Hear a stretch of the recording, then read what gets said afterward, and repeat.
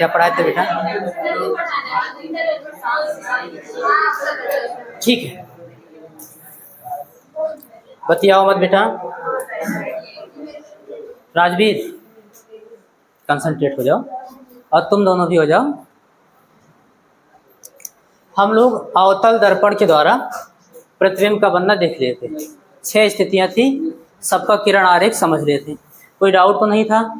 ठीक है, तो आज आप लोग हेडिंग बनाओ उत्तल दर्पण के द्वारा प्रतिबिंब का बनना।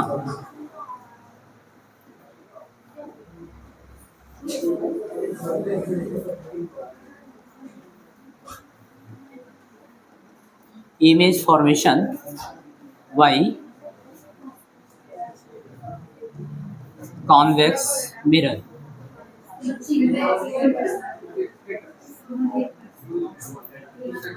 हेडिंग बनाओ बेटा, उत्तल दर्पणों के द्वारा प्रतिबिंब का बनना।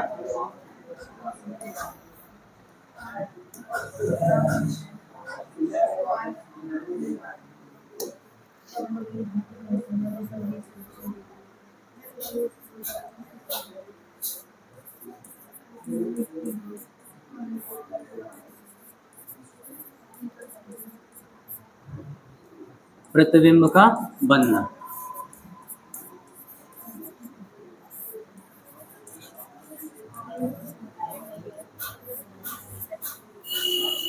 ये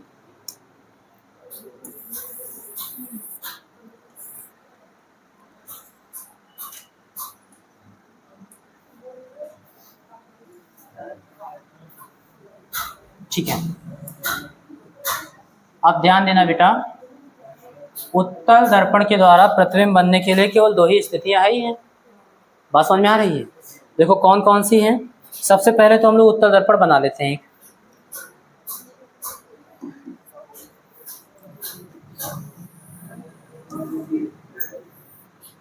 ये क्या हो गया, एक सपोज करिए बेटा उत्तल दर्पण है, और अगर ये उत्तल दर्पण है तो हम सभी जानते हैं कलई या पॉलिश दबे हुए तल पर होगा।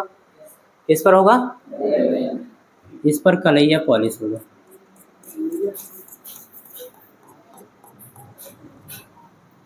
ठीक है, हाँ बेटा, आप एक चीज बताओगे, ध्रुव क्या होता है?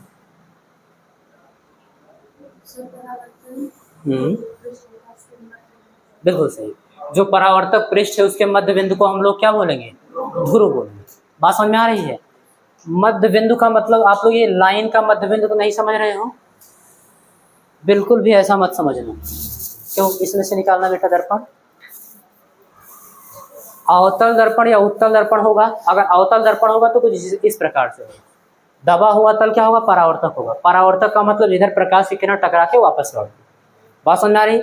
और उभरे हुए तल पर पेंट किया गया, ठीक है ना? तो परावर्तक पृष्ठ का मतलब ये, और इसका मध्य बिंदु का मतलब ये, ज्यामितीय केंद्र। बात समझ आ रही है?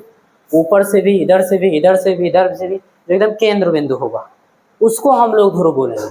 अब ये आपको ऐसे दिख रहा है, बात समझ में आ रही है? तो बगल से देख रहे हो तो आपको एक लाइन ही तो दिखेगा, ठीक है ना? मिरर जिस पे लिखा हो, हाँ ये बेटा ध्यान देना, ये आपका क्या है? दर्पण है। क्या है? मिरर है। और आप देख पा रहे हो इधर दबा हुआ है, थोड़ा क्या हुआ है? तो दबे हुए तल पर देखो पेंट किया गया है। बात समझ आ रही है? और उभरा हुआ तल क्या है? परावर्तक। क्या है? परावर्तक है। तो ये कौन सा दर्पण हो गया? उत्तल दर्पण, ये हो गया। देखो मैं बार बार बोलता था ना कि उपाक्षीय किरणों के लिए ही इसका दर्पण का द्वारक देखो कितना है। परावर्तक पृष्ठ का व्यास उसमें लिखा है 50 mm। कितना है बेटा? 50 mm इस दर्पण का द्वारक है। अब आप पूछ सकते हो सर इतना बड़ा आप क्यों बनाते हो, है ना? आप सीधा सीधा छोटा ही बनाओ, लिखने की क्या जरूरत है कि दर्पण का द्वारक छोटा हो? तो आपको किरण आरेख वगैरह अच्छे से समझ में आए, कोण बन रहा है, ये सारी चीजें बन रही हैं, या इमेज बन रहा है, वो सारी चीजें आपको समझ में आए, इसलिए बड़ा बनाया जाता है। बाकी अगर हम इतना छोटा बनाएंगे, अगर 50 mm का, ये इस तरीके से, इसमें आप क्या ही समझ पाओगे?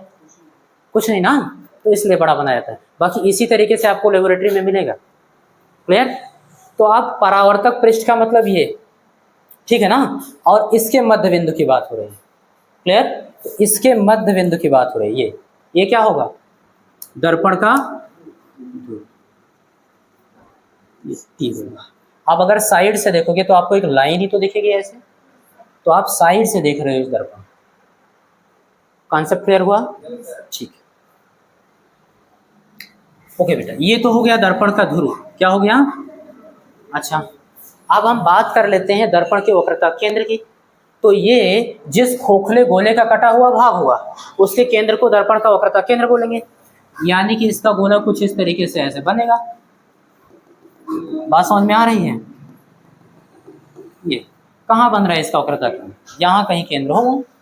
बात समझ में आ रही है? ये सेंटर ऑफ कर्वेचर सी हो गया और ये पी हो गया। सी और पी को मिलाने वाली रेखा क्या होती है? मुख्य अक्ष होती है। बना लीजिए आप।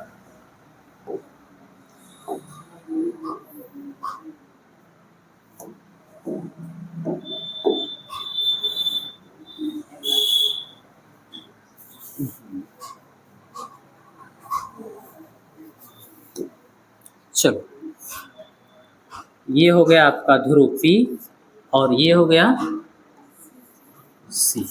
और P और C का मध्य बिंदु हम लोग आगे डेरिवेट करेंगे बेटा, इसको F होता है। क्या होता है? बस ये आपका हो गया उत्तल दर्पण, ठीक है। और ये उसका क्या हो गया? मुख्य अक्ष हो गया, ठीक। अब इसमें स्थिति देखना बेटा। एक स्थिति ये हो सकती है कि वस्तु कहाँ पर हो? अनंत पर। कहाँ पर हो बेटा? तो पहली स्थिति तो यही है, जब वस्तु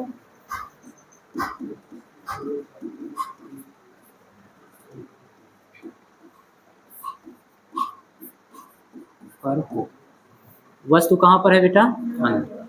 और अगर वस्तु अनंत पर है तो उसकी स्थिति आप सही से बता पाओगे नहीं ना? इसलिए आपको करना क्या होगा?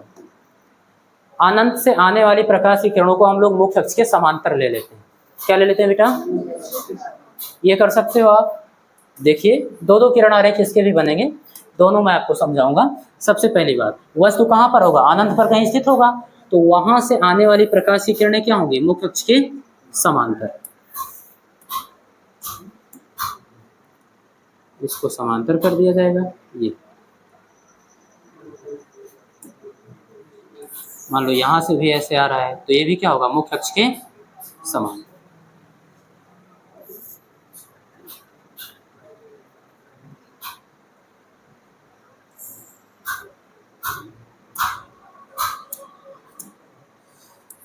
ठीक है बेटा, एरो बना लेना। ये आ रही है। पहला नियम, मुख्य अक्ष के समांतर आने वाली प्रकाश की किरणें, बोलो, परावर्तन के पश्चात मुख्य फोकस से आती हुई प्रतीत होंगी, है ना? उत्तल दर्पण है, फोकस इसके पीछे है और वहां प्रकाश की किरण वास्तव में नहीं जाएगी। तो आप बताओगे कुछ इस तरीके से, मुख्य फोकस से ऐसे आती हुई आपको प्रतीत होगी।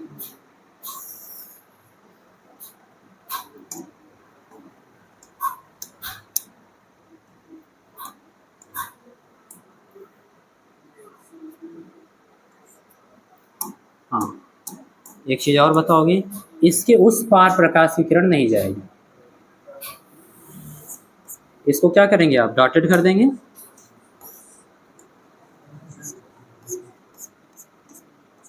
ठीक है ना? और यहाँ भी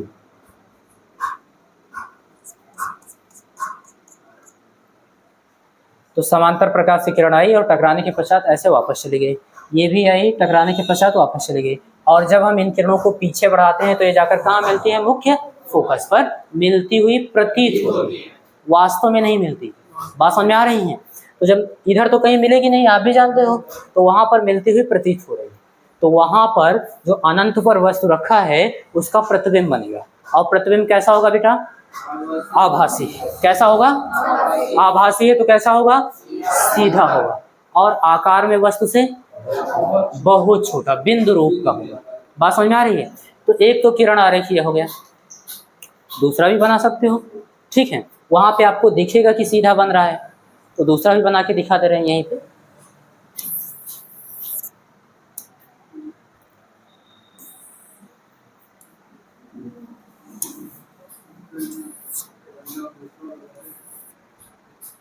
चलो ध्यान देना बेटा, सपोज करना कि कोई वस्तु है जो अनंत पर ऐसे रखा हुआ है,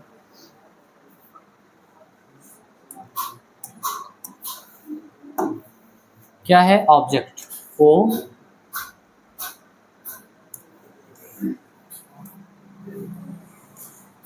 ओरेंज, ठीक है। अब यहां से प्रकाश की किरणें आ रही हैं, सपोज करना यहां से प्रकाश की किरणें आ रही हैं,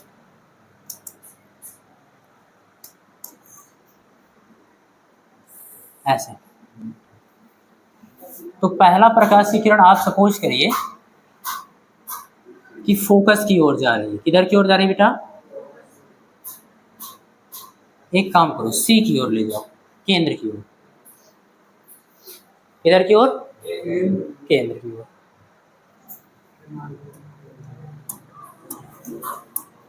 अब आप सब जानते हो ये जो प्रकाश की किरण है ये वास्तव में यहाँ तक तो आएगी, यहाँ टकराएगी और टकराने के पश्चात उधर नहीं जाएगी। बात समझ में आ रही है? इसको हम लोग पीछे बढ़ाएंगे तो ऐसा लगेगा कि सी की ओर जा रहा है, टकराने के पश्चात उसी मार्ग पर वापस लौट जाएगी। ये रूल कौन सा था बेटा? तीसरा।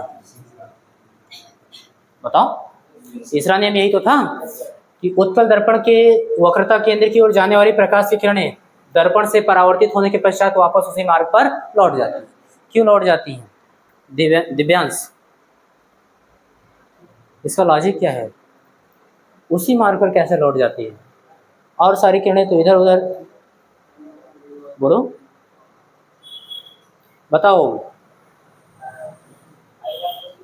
आई बराबर 0 हो जाता है, क्योंकि आप जानते हो ये सी केंद्र है और दर्पण क्या है? सतह है। केंद्र से पृष्ठ को मिलाने वाली रेखा त्रिज्या होती है और त्रिज्या हमेशा पृष्ठ पर लंब होती है, यानी इस बिंदु पर ये क्या है बेटा? लंब है। क्या है? और लंबोत प्रकाश की किरण आ रही है तो अभिलंब के साथ आपतित किरण कितना कोण बनाएगी? 0। उसी पर तो है, तो आई 0 होगा। परावर्तन का नियम कहता है आई बराबर आर। तो परावर्तित किरण भी 0 कोण बनाते हुए वापस उसी पर लौट जाए। बात समझ में आ गई? तो वापस उसी पर लौट गए। तो एक किरण आरेखीय हो गया। अब 2 नियम आपके पास और हैं, उसमें से कोई और लगाओ और जहां काटेगी वहीं पर प्रतिबिंब बनेगा। तो और दूसरा कौन सा लगा दे इसमें? पहला क्या है? समांतर आने वाले प्रकाश की किरण। बात समझ में आ रही है?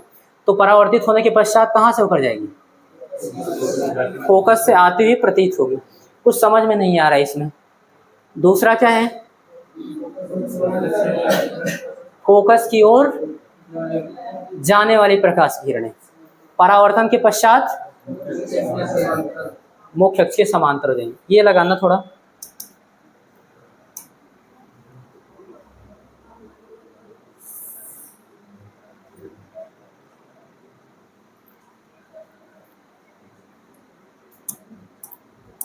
ठीक है बेटा, यहाँ भी आप बताओगे कि प्रकाश की किरण यहाँ आएगी, इसके बाद उधर थोड़े जा पाएगी, उधर तो पेंट है ना। हाँ, तो इसको हम लोग पीछे की ओर बढ़ाए हैं।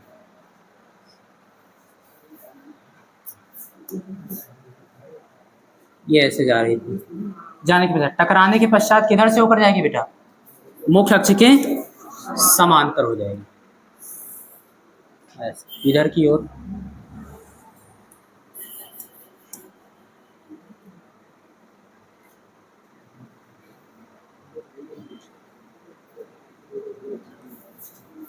समांतर हो गई।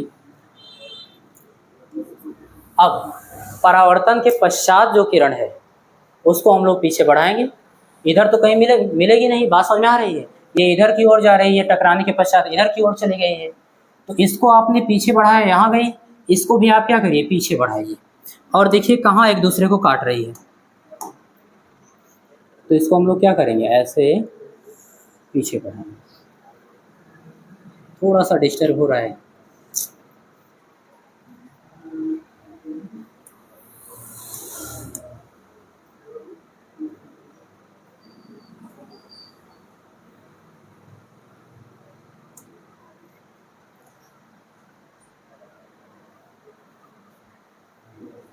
ये फोकस पर ही बनना चाहिए बेटा, है ना?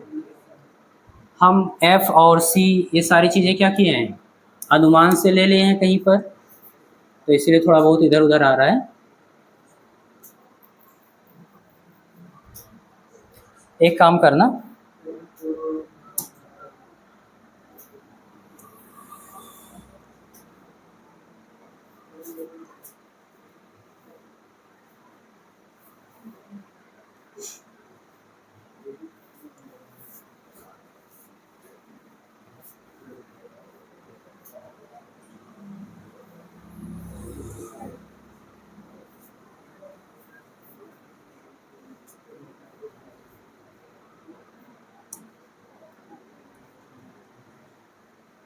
अब सही हो गया।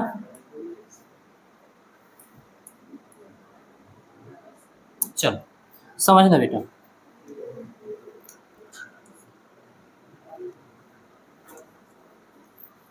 मैं एक बार वापस से एक्सप्लेन करता हूँ आपको ठीक से समझाने के लिए। हमारे पास क्या है, ऑब्जेक्ट है OS, ये कहीं अनंत पर स्थित होगा। इसके हेड से हम दो प्रकाश की किरण ले चल रहे हैं बेटा। कहाँ से? हेड से दो प्रकाश की किरण आ रही है। एक तो उत्तल दर्पण के वक्रता केंद्र की ओर जा रही थी, तो वक्रता केंद्र की ओर जाएगी तो टकराने के पश्चात वापस उसी मार्ग पर लौट आएगी।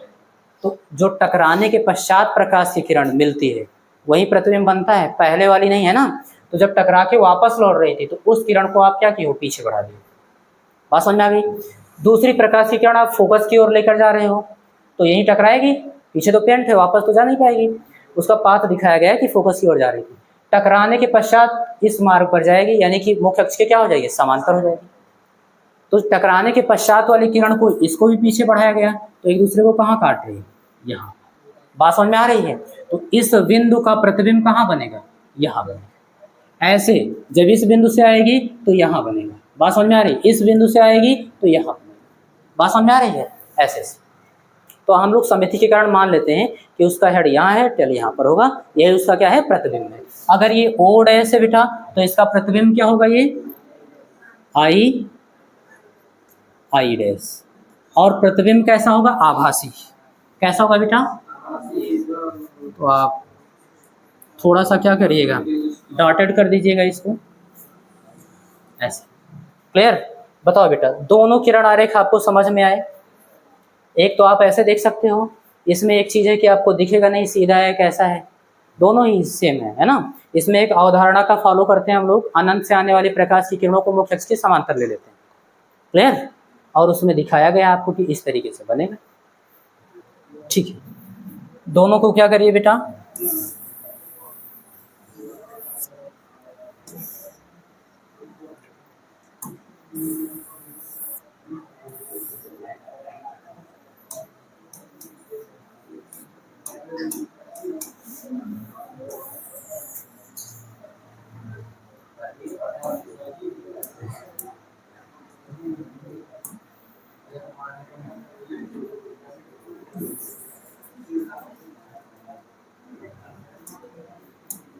ऐसे बना लीजिएगा आप लोग भी दोनों।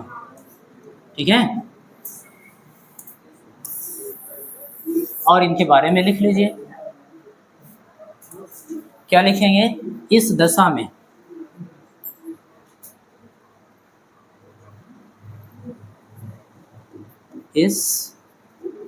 में वस्तु का प्रतिबिंब, वस्तु का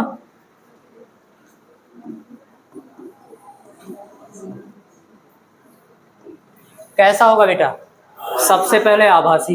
क्या होगा, आभासी लिखेंगे। और आभासी के बाद, ठीक है, अगर आभासी तो क्या होगा, सीधा। ये भी बात समझ में आ रही है, आभासी है, सीधा है। उसके बाद आकार में वस्तु से बहुत छोटा। हाँ लिखेंगे, आकार में वस्तु से बहुत छोटा।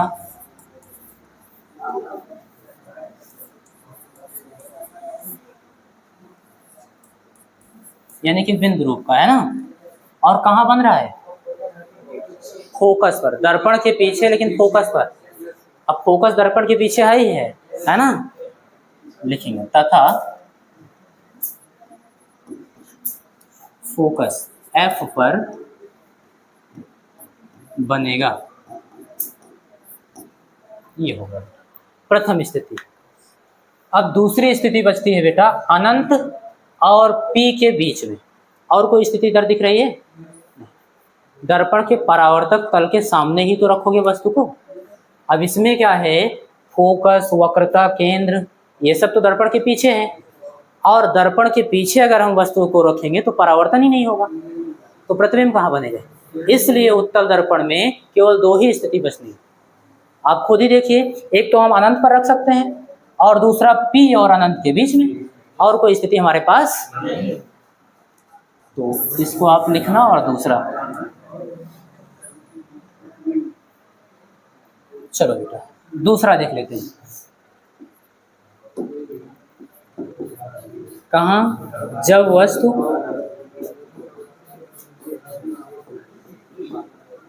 अनंत व ध्रुव के बीच हो। कहाँ हो बेटा? अनंत व ध्रुव के बीच में। तो एक रे डायग्राम आप खींचिए और समझाइए कैसे।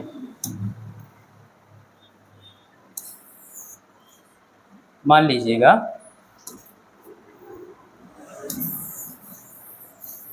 थोड़ा यहाँ बना देते हैं।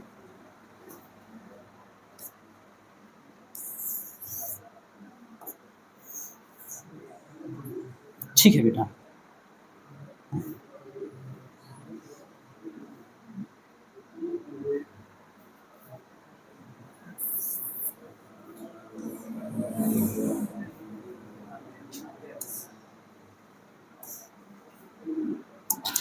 चलो वस्तु कहाँ रखोगे? अनंत यहाँ कहीं होगा, ध्रुव ये है, यहीं कहीं रख दो।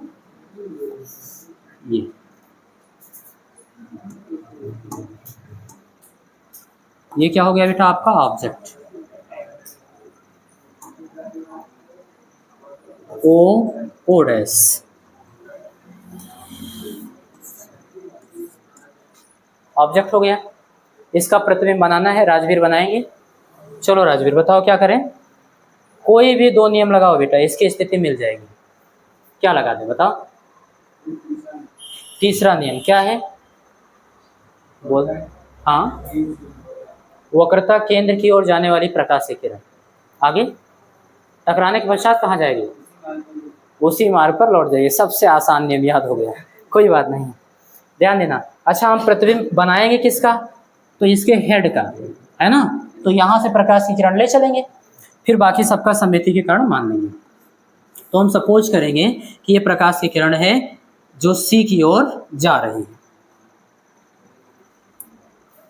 ठीक है बेटा, ओके। लेकिन एक चीज सावधानी बरतनी ये है कि जो प्रकाश की किरण है वो दर्पण के उस पार नहीं जा पाएगी, है ना। अपारदर्शी हो गया ना, उधर पेंट लगा हुआ, तो इसको डॉटेड कर देना। ये केवल पथ बताएगा कि उधर की ओर जा रही थी। ठीक है, एरो से आप डायरेक्शन बता दीजिए बेटा इसका। तो यहाँ से चली थी दर्पण, प्रकाश की किरण चली थी और यहाँ पर टकराएगी, टकराने के पश्चात वापस उसी मार्ग पर लौट जाएगी। ठीक है, जो प्रकाश की किरण लौट रही थी उसको आप पीछे बढ़ा दिए। अब कौन सा नियम लगाएं? कौन सा बोलो? मुख्य फोकस की ओर जाने वाली प्रकाश किरण परावर्तन के पश्चात मुख्य अक्ष समांतर हो जाती। ये भी बता सकते हो, या फिर पहला बता दो, समांतर चलने वाली प्रकाश की किरणें परावर्तन के पश्चात मुख्य फोकस की ओर होकर मुख्य फोकस से आते हुए प्रतीत हो। दोनों में से कोई लगाओ, है ना। चलो तो पहला लगा दें, पहला ही लगा दे रहे हैं। तो मुख्य अक्ष के समांतर चलने वाली प्रकाश की किरण, ठीक है।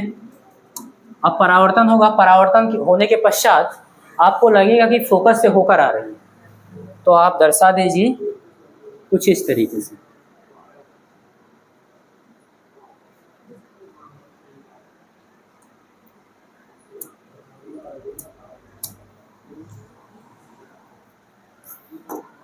ये प्रकाश की किरण इधर नहीं जाएगी,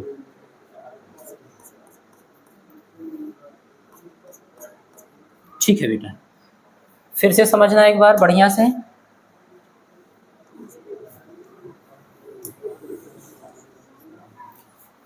पहला नियम क्या था? मुख्य अक्ष के समांतर चलने वाली प्रकाश की किरणें उत्तल दर्पण में फोकस से आते हुए प्रतीत होती हैं परावर्तन के पश्चात।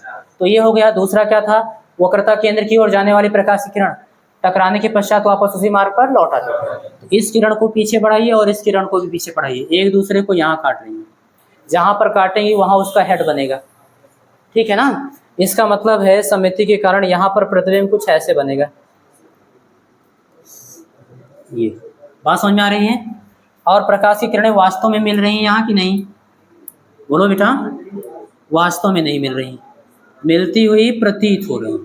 तो इसलिए यहाँ पर कौन सा प्रतिबिंब बनेगा? आभासी प्रतिबिंब बनेगा। और सीधा तो आपको दिख ही रहा होगा, इतना सीधा है कि आपको बहुत परेशान करेगा। तो अगर ये ऑब्जेक्ट था बेटा, ये क्या होगा आपका? Image I. ये किरण आरेख आपको समझ में आया? ये द्वितीय स्थिति थी। आप यहाँ पर लिख देंगे, सेम वही चीज कॉपी कर लो।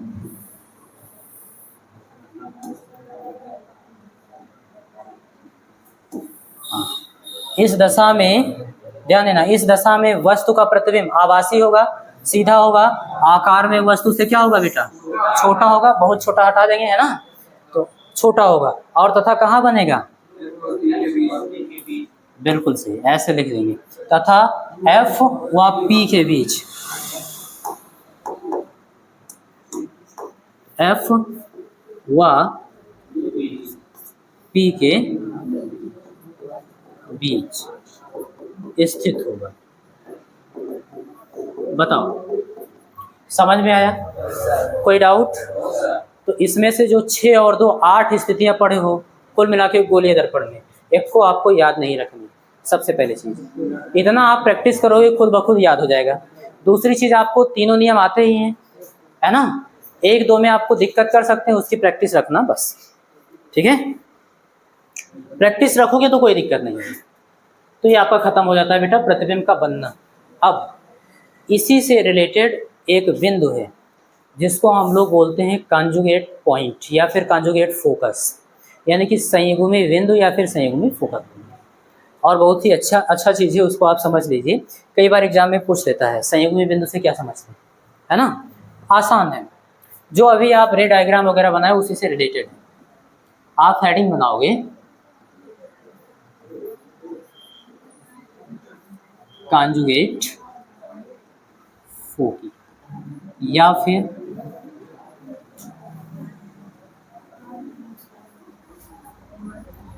Conjugate point. बातचीत नहीं करिए बेटा, ये आप हेडिंग बनाओगे।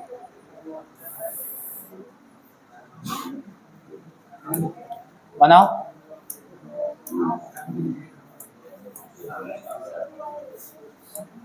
ठीक है,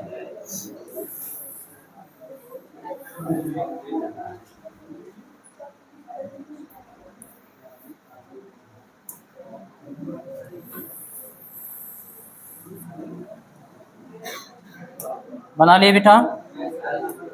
चलो इसको हिंदी में भी लिख लो, संयुग्मी फोकस। हाँ बेटा पता है, या फिर संयुग्मी बिंदु, ये आप हेडिंग बनाएंगे।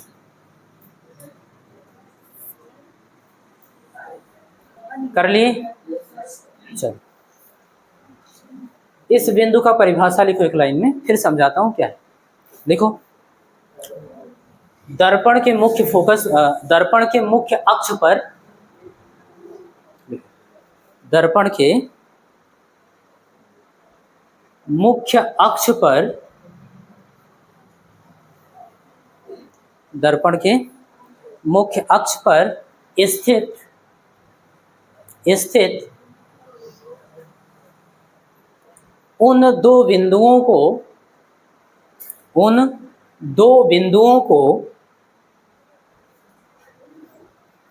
स्थित उन दो बिंदुओं को संयुग्मी फोकस कहते हैं। उन दो बिंदुओं को संयुग्मी फोकस कहते हैं। लिख लिए। जिनमें से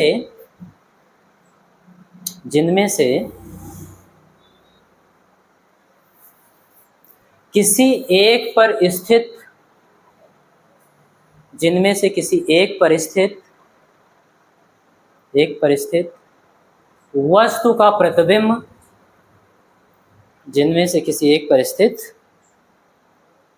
वस्तु का प्रतिबिंब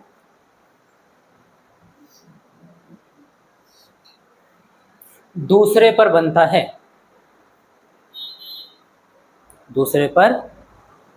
बनता है। लिख लिए।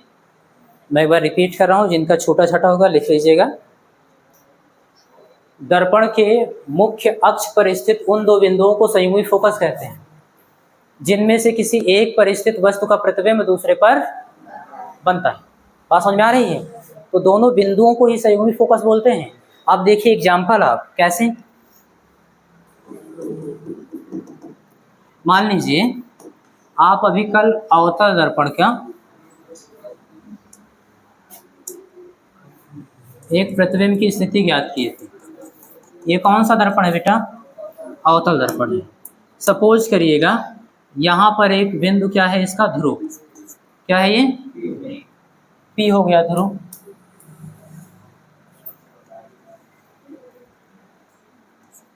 चलो, परावर्तक पृष्ठ का मध्य बिंदु हो गया। और इसका अगर हम C की बात करें, वक्रता केंद्र की, अप्रोक्सीमेट कुछ यहाँ पर आएगा। C और P को मिलाने वाली रेखा क्या होगी बेटा? मुख्य अक्ष।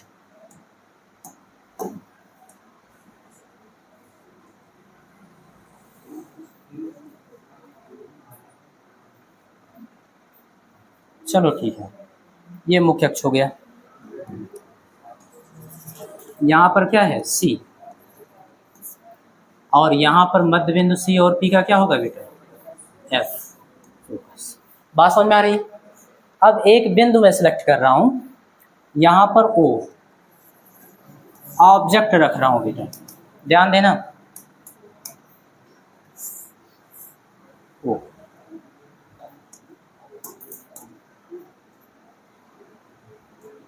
ये क्या है बेटा? ऑब्जेक्ट।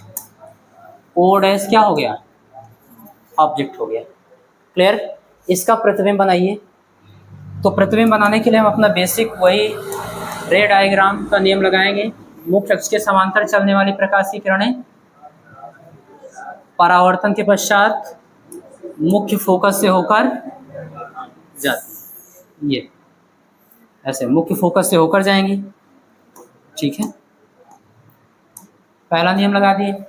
दूसरा, फोकस से होकर जाने वाली प्रकाश की किरण परावर्तन के पश्चात समांतर हो जाएगी, या फिर सी से होकर जाने वाली प्रकाश की किरण वापस उसी मार्ग पर लौट आएगी। दोनों में से कोई एक लगा दो, सी से लगा दे।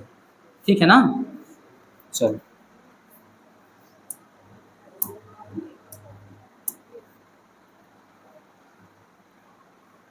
ध्यान देना, ये क्या है? सी पॉइंट और ये एफ पॉइंट। सी से होकर जाने वाली प्रकाश की किरण टकराने के पश्चात वापस उसी मार्ग पर लौट रही, ये लौट रही है, और ये समांतर जाने वाली टकराने के पश्चात फोकस से होकर एक दूसरे को कहाँ काटेंगे? यहाँ पर काटेंगे। तो ओ डैश का इमेज यहाँ पर बनेगा, तो इसके हेड का इमेज यहाँ बनेगा। बात समझ में आ रही है? ऐसे सममिति के कारण हम लोग सपोज कर लेंगे कि इसका जो प्रतिबिंब होगा कुछ इस तरीके से, और आप देख पा रहे हो किरणें वास्तव में मिल रही हैं, इसलिए प्रतिबिंब कैसा होगा? वास्तविक प्रतिबिंब होगा। क्या? आकार में वस्तु से छोटा, आई आई, और उल्टा। बात समझ में आ रही है? अब समझना, इस समय हम आपको बताना क्या चाह रहे हैं।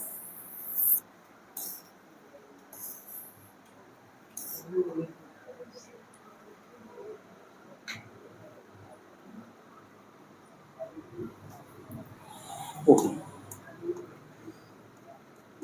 चलो यहां पे आप देखो बिंदु ओ, कौन सा बेटा, point O, and point I क्या है,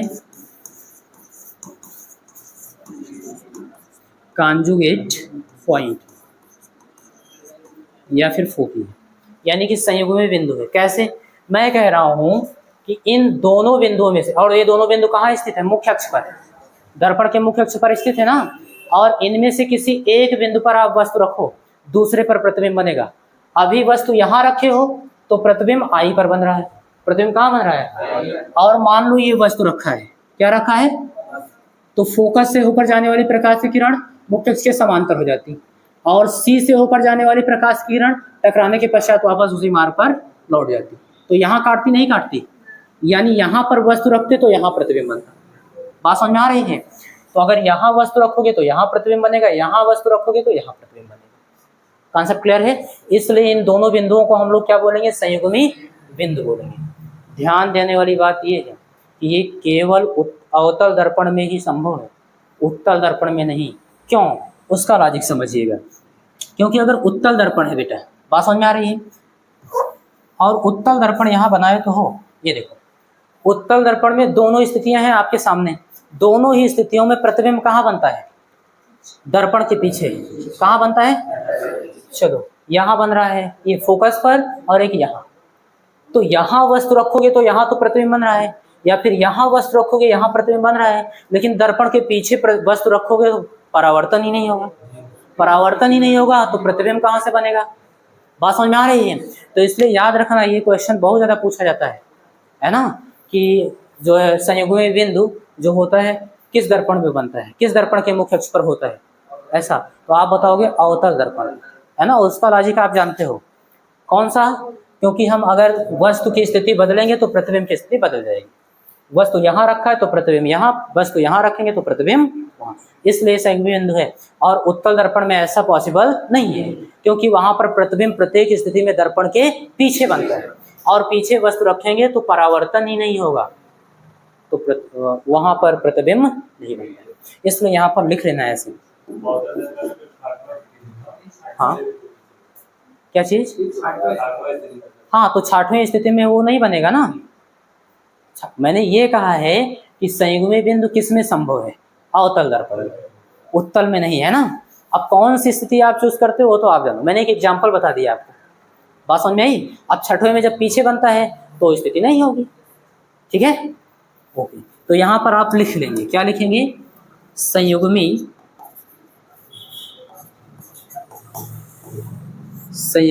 फोकस केवल किस दर्पण में बेटा, अवतल दर्पण में संभव है। बात समझ में आ रही है, उत्तल दर्पण में नहीं।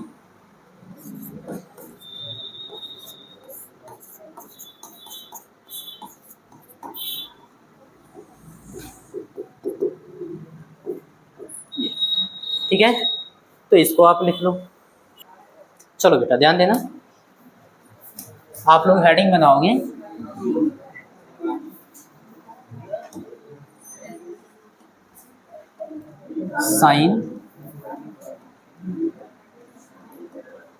साइन कन्वेंशन फॉर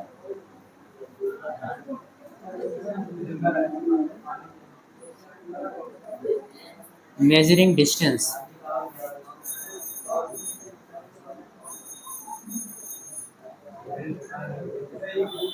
ये हेडिंग बनाओ।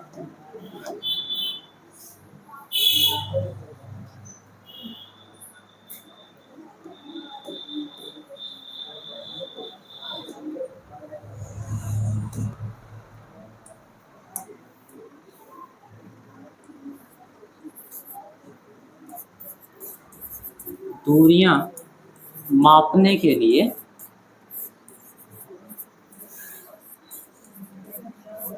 चिन्ह परिपाटी,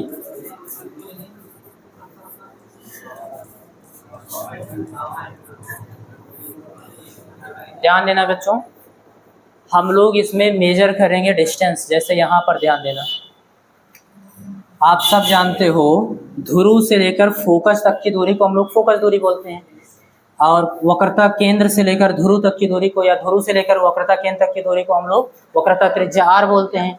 तो हम कब धनात्मक लेंगे, कब ऋणात्मक लेंगे, उसके लिए साइन कन्वेंशन दिया गया है आपको। बात समझ आ रही है? तो बहुत सारे साइन कन्वेंशन है, हम लोग सबसे आसान वाला उपयोग करेंगे। बात समझ आ रही है? और सबसे आसान आपका है कोऑर्डिनेट ज्योमेट्री वाला, जो निर्देशांक ज्यामिति आप लोग पढ़ते हो ना, कार्तीय तल बनाते हो, उसमें प्रत्येक दूरी कहाँ से मापते हो, मूल बिंदु से। कहाँ से मापते हो? और x अक्ष की धनात्मक दिशा में ली गई दूरी धनात्मक, y अक्ष की धनात्मक दिशा में ली गई दूरी धनात्मक। बात समझ में आ रही है? और x अक्ष की ऋणात्मक दिशा में ऋणात्मक, y अक्ष की ऋणात्मक दिशा में ऋणात्मक। ये सब कुछ आप पहले से जानते हो, तो बहुत ही आसान होगा। ठीक है ना? वही हम लोग सीख लेते हैं। तो जिन बच्चों को नहीं आता वो थोड़ा सा ध्यान देंगे, अभी सीख जाएंगे। सपोज करना ये y एक्सिस है, क्या है बेटा? y अक्ष,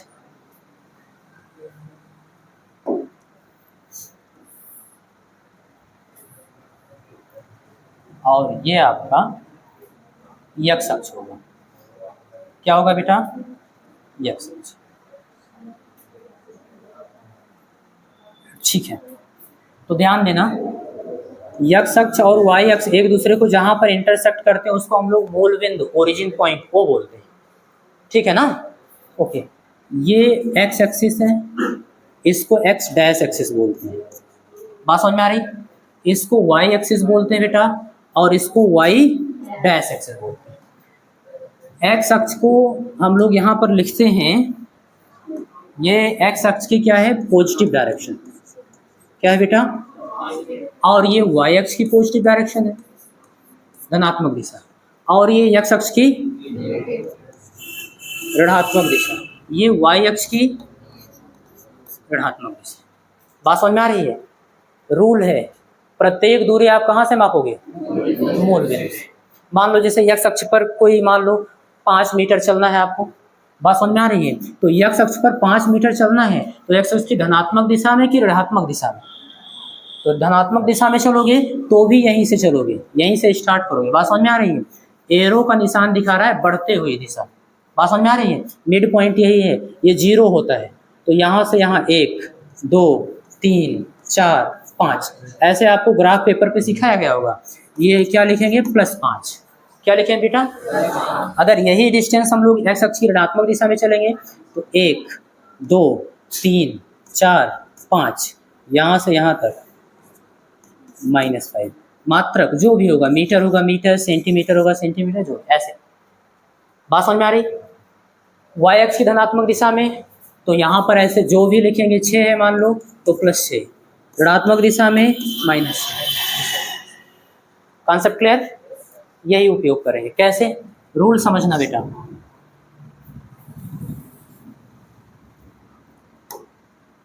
रूल ये है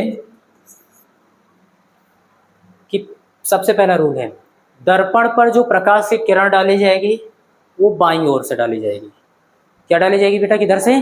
बाईं ओर से, यानी इधर से। ठीक है ना? तो सबसे पहले एक बात तो क्लियर हो जाता है, दर्पण का परावर्तक पृष्ठ किधर की ओर होगा? बाएं हाथ की ओर। किधर की ओर होगा? अभी मैं लिख दे रहा हूँ यहाँ पर कि बाईं ओर से किरण, प्रकाश की किरण डाली जाएगी। ठीक है? तो दर्पण का परावर्तक पृष्ठ किधर की ओर होगा? बाएं हाथ की ओर। ठीक है? चाहे उत्तल दर्पण होगा चाहे अवतल। ये बात हो गई। दूसरा नियम, दर्पण का जो ध्रुव होगा बेटा P, वो मूल बिंदु O पर स्थित होगा। कहाँ पर स्थित होगा? मूल बिंदु O पर। और जो दर्पण का अक्ष है, मूल मुख्य अक्ष, वो x अक्ष पर स्थित होगा। बस क्लियर हो गया। बात समझ में आ रही है? बाकी कुछ आपको रटने की जरूरत नहीं है, मैं आपको समझाता हूँ कैसे। फिगर से समझना बेटा।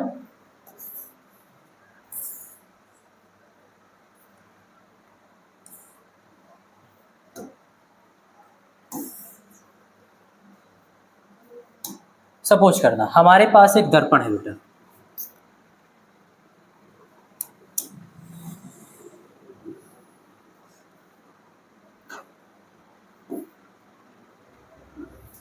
ये। बात समझ में आ रही है?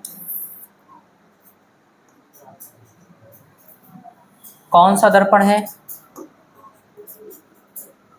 तो एक मिनट, इसको कॉपी कर लो एक बार।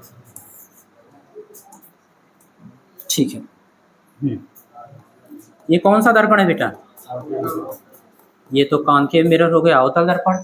और ये अगर हम दबे हुए तल पर कलई या पॉलिश कर दें और उभरा हुआ तल क्या हो जाए? परावर्तक।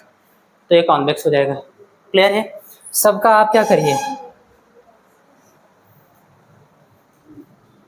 परावर्तक पृष्ठ का मध्य बिंदु ढूंढिए, यानी कि ध्रुव। क्या बेटा? ये ध्रुव हो गया P। मैंने कहा है दर्पण का ध्रुव कहाँ होना चाहिए? मूल बिंदु पर। लेकिन एक दिक्कत है, आप कहोगे सर हम ऐसे भी तो लिख सकते हैं, ऐसे रख सकते हैं, दर्पण के ध्रुव को हम ऐसे भी तो रख सकते हैं। बात समझ में आ रही है? ऐसे नहीं रखना है, उसका अक्ष यक्ष अक्ष पर होना चाहिए। तो इसलिए हम लोग क्या करेंगे, यहाँ पर पहले एक इसका हम लोग centre point, centre of curvature बिंदु भी लेंगे। बात समझ में आ रही है? वो ले लीजिए। तो कहाँ पर होगा? सेंटर ऑफ कर्वेचर यहाँ कहीं होगा। बात समझ में आ रही है? ये तो C और P को मिलाने वाली रेखा क्या होगी बेटा? आप बताओगे इसका मुख्य अक्ष क्या होगा?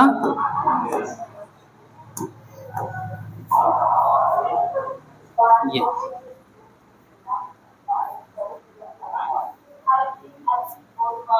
ओके, ये हो गया। अब समझ में आ रहा है ये मुख्य अक्ष है, रखना कैसे है। अब आप ये मत कहना कि हम दर्पण को उधर घुमा के रख देंगे, नहीं, परावर्तक पृष्ठ बाएं हाथ की ओर, इधर की ओर होगा, क्योंकि प्रकाश की किरण इधर से आएगी ना। तो ये ऐसे इसको क्या करेंगे, हम लोग रख देंगे।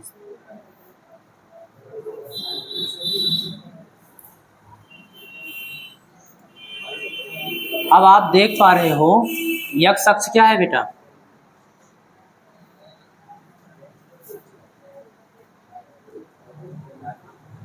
ठीक है, यक्ष अक्ष पर आपका मुख्य अक्ष हो गया दर्पण का, और इसका ध्रुव कहाँ पर है? मूल बिंदु पर। ठीक है ना? अब आप डिस्टेंस आराम से मेजर कर सकते हो। ध्यान देना, ये क्या है? दर्पण का ध्रुव, और ये क्या है? Principal axis.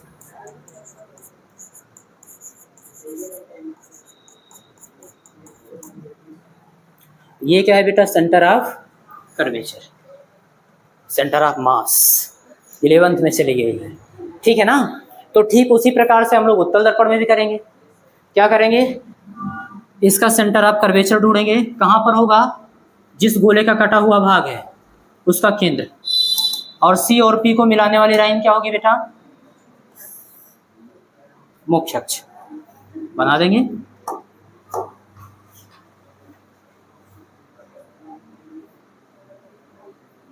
ये रखना कैसे है? इसका ध्रुव कहाँ पर होना चाहिए बेटा? मूल बिंदु पर। कहाँ पर? मूल बिंदु पर, यहाँ पर। इसका ध्रुव हो गया। और इसका प्रिंसिपल एक्सिस कहाँ पर होना चाहिए? बोलो। एक्स अक्ष पर। कहाँ पर?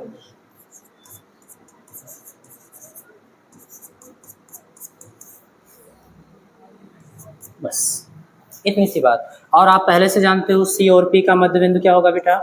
F। यहाँ पर भी अब कोई भी दूरी बतानी हो आप आराम से बता लेंगे।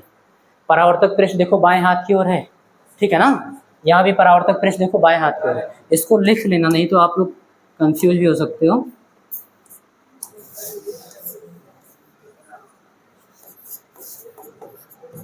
परावर्तक पृष्ठ, और यहाँ पर ये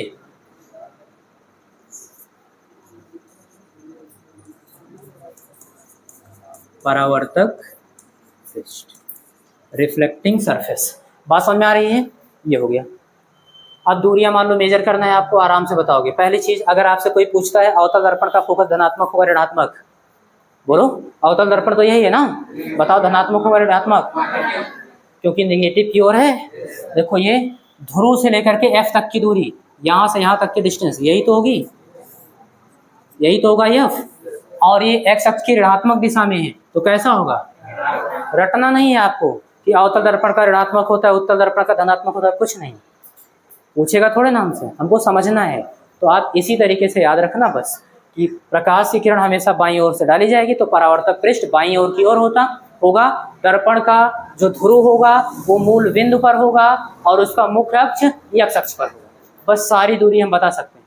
अगर मान लो यहाँ पर कोई वस्तु रखा गया है ऊपर की ओर, इधर की ओर, तो वस्तु की लंबाई धनात्मक होगी ऋणात्मक, y अक्ष की धन दिशा में धनात्मक होगी।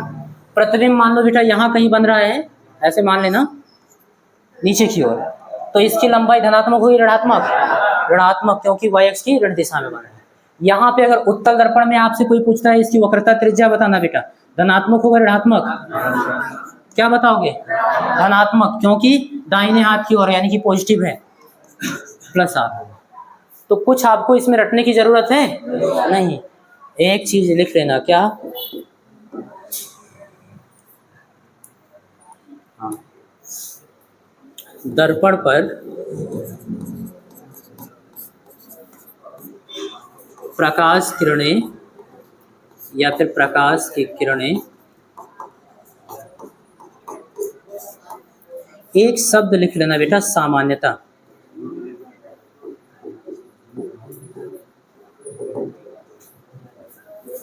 बात समझ में आ रही है? दर्पण पर प्रकाश की किरणें सामान्यता बाईं ओर से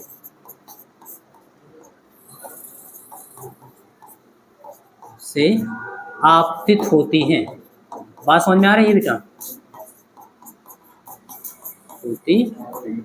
बाईं ओर से आपतित होती है। सामान्यता लिखने का रीजन यही है कि हम लोग जब टेलीस्कोप वगैरह पढ़ेंगे तो वहां पर प्रकाश की किरण हम लोग दाईं तरफ से भी डालेंगे। बात समझ में आ रही है? ऐसा होगा कि दाईं तरफ से डाल रहे हैं, तो वहां पर आपको कंफ्यूज नहीं होना है। वहां पे थोड़ा बहुत जो भी चेंजेस होंगे आपको बताया जाएगा। क्लियर? कोई डाउट? प्रत्येक दूरी कहाँ से मापोगे? मूल बिंदु का मतलब ध्रुव से, दर्पण के ध्रुव से, क्योंकि मूल बिंदु पर ही दर्पण का ध्रुव है। इसको क्या हो गया? लग तो रहा है। हाँ, तो यहाँ पर ऐसे P भी लिख दे रहे हैं बेटा। P कहाँ पर है? मूल बिंदु पर। कोई डाउट हो तो बताओ अभी। नहीं ना? तो ये खत्म हो गया।